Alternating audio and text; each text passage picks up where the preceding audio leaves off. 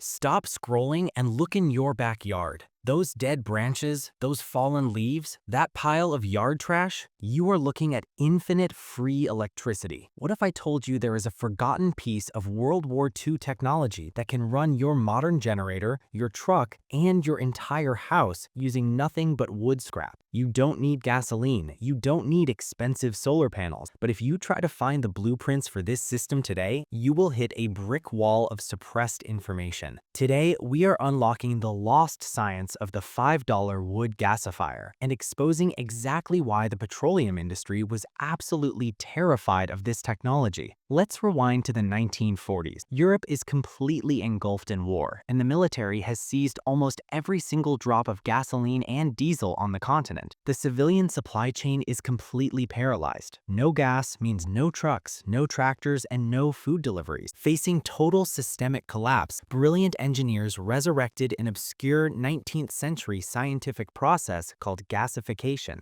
By 1945, there were over 1 million vehicles driving across Europe. Buses, tractors, military jeeps, and delivery trucks running entirely on chunks of wood. They didn't swap out the engines, they didn't invent a magical new motor. They used the exact same internal combustion engines we use today. They just bolted a metal cylinder to the back of the car, filled it with wood scraps, and drove away. So how is it physically possible to run a modern gasoline engine on a pile of dead sticks? It comes down to a process called pyrolysis. When you throw a log onto an open campfire, the wood itself isn't actually what is burning. The intense heat of the fire causes the wood to break down and release highly flammable invisible gases. In an open campfire, those gases instantly mix with the oxygen in the air and burn up as a yellow flame. But gasification completely hacks this process. A wood gasifier is essentially a sealed, oxygen-starved metal furnace. You load it up with wood, pine cones, or even dried garbage, and you light a small fire at the very bottom. Because the cylinder is sealed, the fire is severely choked of oxygen. It gets incredibly hot, but it can't actually burn the wood all the way down to ash. Instead, it roasts the wood, forcing it to release a massive cocktail of combustible gases: hydrogen, carbon monoxide, and methane. This vapor is called syngas, or wood gas. You pipe this highly flammable gas out of the top of the cylinder,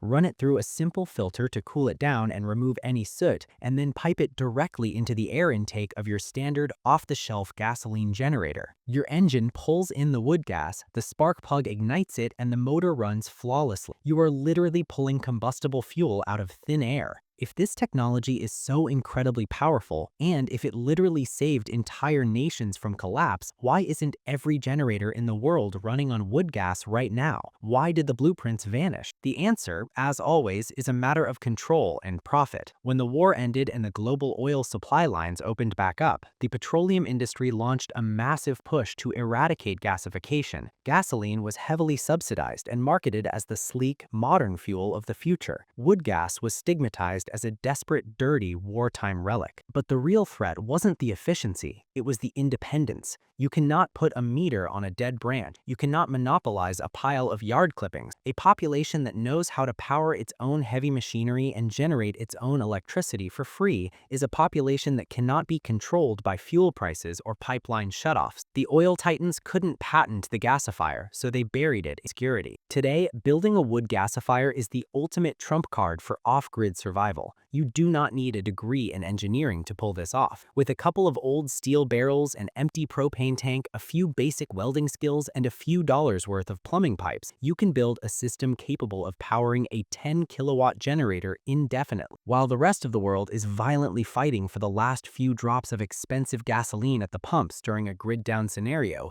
you will be quietly powering your refrigerators, your medical equipment, and your water pumps by simply throwing yard waste into a metal bucket. The blueprints aren't entirely lost. They are just hiding in plain sight. It is time to reclaim the ultimate off-grid energy secret. Stop relying on a fragile supply chain. Master the science of gasification and turn the dead wood in your backyard into absolute power.